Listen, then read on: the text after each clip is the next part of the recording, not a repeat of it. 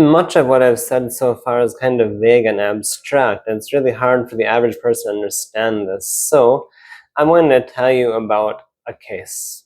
And this case came to me, and she would keep having vomiting. She'll eat food, 30 minutes later she vomits. It's been going on for months, and she came into our hospital. She went to all the major specialists looking for cancer. There was no cancer. They didn't know what to do with her, so they sent her to me. Now, we tried neural therapy. I wasn't really sure this was going to work or not. This was in my early days. And when she came back on the second follow-up, she was much better, but she kept talking about a gallstone. And that's my fault. I wasn't listening properly. She kept telling me 3 or 4 times about this. And what it came down to is she was having vomiting. We did the injections, but with all the work I've done, there was a gallstone found. So someone had the great idea this gallstone is causing all the vomiting.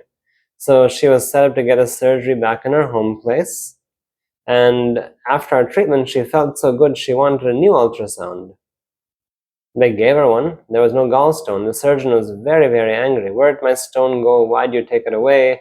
That kind of a thing, right? So through the process of neural therapy, she kept on getting better. She stopped vomiting. She could have a McSpicy burger. She was very happy about that. The constipation went away. The fatigue went away. The headaches went away.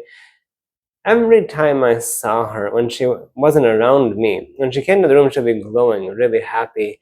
But if I watch her from a corner where no one's around, she'll always be like this. So I told her, it's been 5 times we've treated you so far.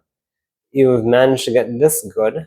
But when we see people like this, sometimes we think there's been emotional trauma or past trauma that's driving all this. She went quiet. She came back and said, don't judge me. And then from there she went on to talk about how she was abused as a child by an uncle. And what she said is, the pain would always start back here, then it would come over here, then it would come here to the gallbladder area. When it reached the stomach, she would just start vomiting and she couldn't control it. Now we had taken care of all of those areas, all the triggers that were causing this to happen, except for this one thing. We treated this. She's perfectly fine. She's never had a problem again. She's gone on to get a boyfriend, they're married, they have kids, she's living her life. So this is how these kind of things work. All the proper testing was done, all the major conditions were ruled out before she came to us, which is very important. We don't want to miss a real bad disease that has standard treatment. But this worked quite well for her, and this is how these things work.